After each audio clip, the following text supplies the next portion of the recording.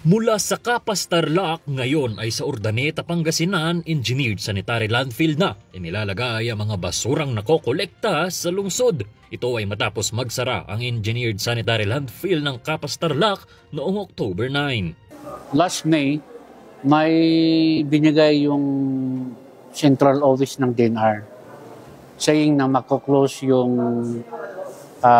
Capas Tarlac ESL. Nagkataon na swerte tayo na biglang nag-open ang Urdaneta.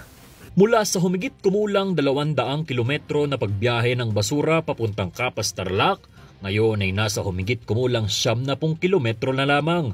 Kaya ay naasahang makakatipid sa hauling at tipping ang lokal na pamahalaan.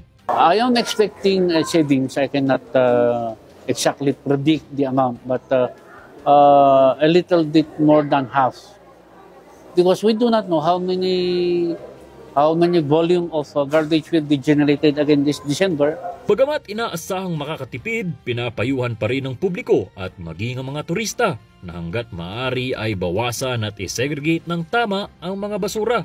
Ito ay bilang parte ng Waste to Resources Initiative ng lungsod. That would be our objective because that's one way to reduce our cost. So, may bababa pa natin yung ating waste na nino-haul, mas malapit pa yung kwan natin, mas reduce pa yung ating tipping fee. So, significantly ma-reduce natin yung cost natin sa garbage. Nico Gatchalian para sa PIO Baguio Balita.